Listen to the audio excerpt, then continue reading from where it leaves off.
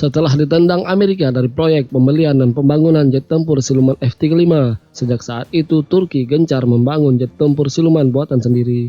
Saat muncul pertama kali pada pameran Dirgantara Internasional Paris Air Show, mock-up jet tempur siluman Turki yang diberi nama TFX atau Turkish Fighter Experimental langsung membuat gempar publik.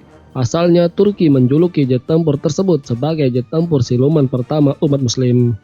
Turki berharap pada tahun 2023 sebuah prototipe jet tempur TFX sudah bisa terbang dengan pesawat pertama direncanakan siap pada tahun 2025 dan 250 armada penuh akan mulai beroperasi pada tahun 2032.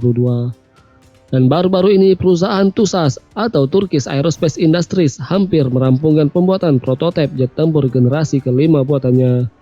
Foto-foto sosok jet tempur yang dinamai TFX sudah diedarkan, memperlihatkan wujud pesawat hampir selesai dirakit.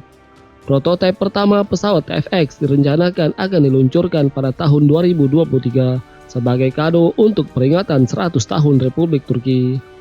Dalam hal pengembangan jet tempur generasi kelima ini, semula Turki mendapat tawaran dari Korea Selatan untuk bergabung dalam proyek KFX bersama Indonesia. Namun Ankara memutuskan untuk mengembangkan sendiri jet tempurnya yang semula dikenal sebagai National Combat Aircraft atau MMU ini. Program TFX sendiri resmi diluncurkan pada 5 Agustus 2016 oleh Badan Industri Pertahanan di bawah Kementerian Pertahanan Turki bersama TUSAS. TFX direncanakan untuk menggantikan 245 armada jet tempur F-16 Turki yang semakin menua. Angkatan Udara Turki memiliki sekitar 240 jet tempur F-16 dan hampir 40 jet F-4 Phantom. F-4 Phantom saat ini berada di akhir masa hidupnya.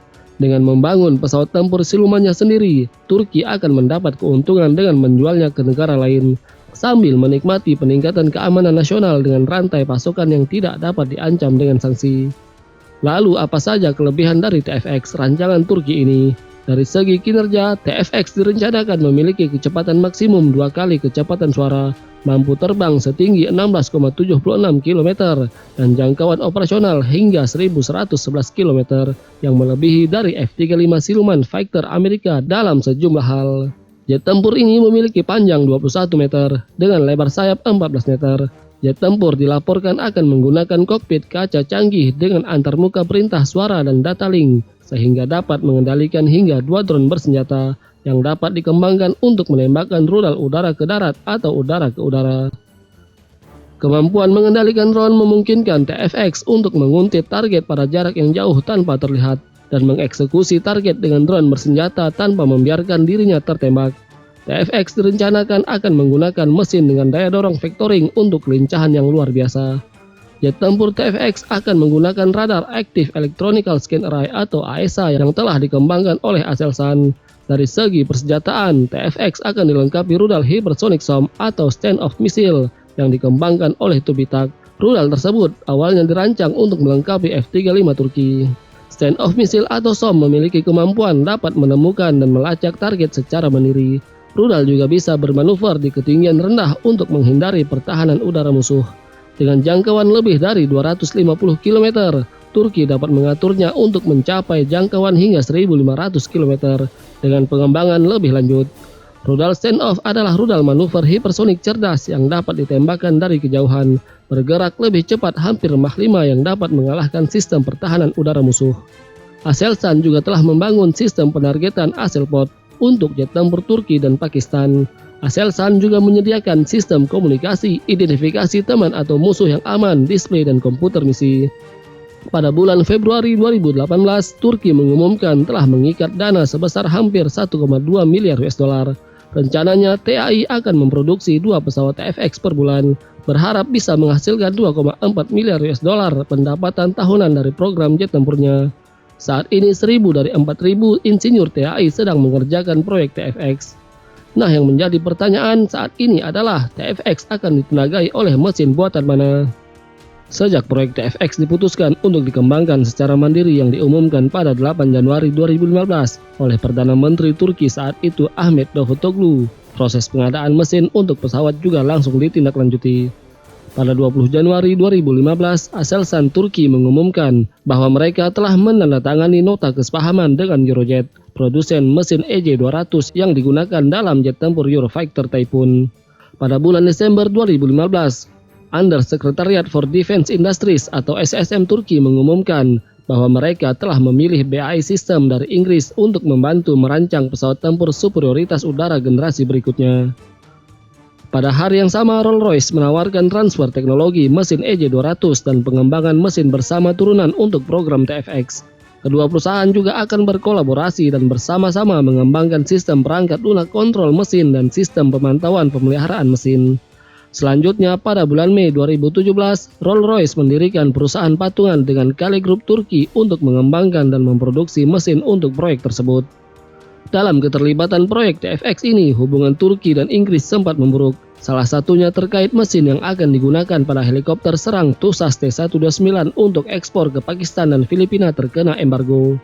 Mesin tersebut adalah buatan LHTEC atau Light Helicopter Turbine Engine Company, yakni perusahaan joint venture antara Rolls-Royce dan Honeywell.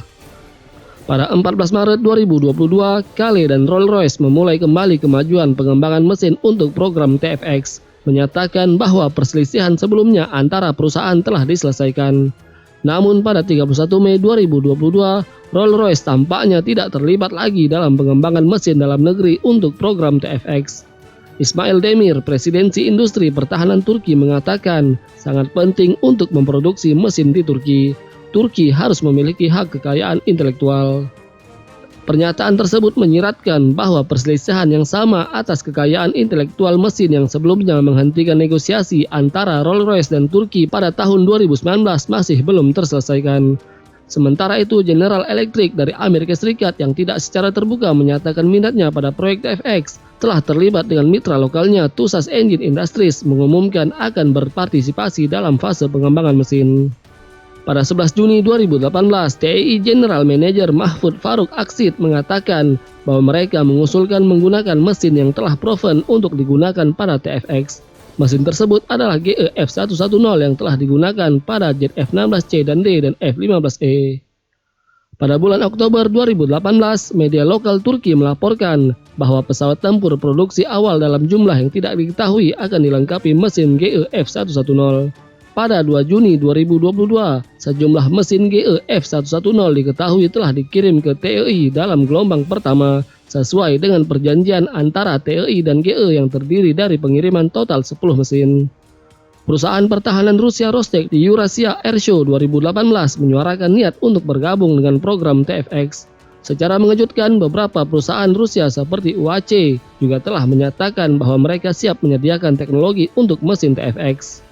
Pejabat pertahanan Turki menegaskan bahwa mereka sedang menjajaki opsi ini dan mendiskusikan model kerjasama potensial. Pesaing lainnya adalah TR Motor Power System yang didirikan pada April 2017 oleh BMC, TUSAS, dan SSTEX. Pada 8 November 2018, TR Motor menandatangani nota kesepahaman dengan Kepresidenan Industri Pertahanan untuk mengembangkan mesin jet untuk proyek TFX. Pada 2 Juli 2022, Badan Industri Pertahanan menerbitkan undangan untuk tender pengembangan mesin dalam negeri yang akan digunakan untuk TFX versi produksi. Ismail Demir menyatakan bahwa TR Motor yang merupakan anak perusahaan TEI telah mengajukan proposalnya. Sementara perusahaan Turki Air Engine Company yang merupakan konsorsium Kale Group dan Rolls-Royce akan segera mengajukan penawarannya. Jadi apakah jet tempur siluman pertama umat muslim buatan Turki ini akan terbang sesuai dengan jadwalnya? Atau malah molor tak ada kabar menjadi siluman sesungguhnya? Jadi mari kita tunggu episode selanjutnya.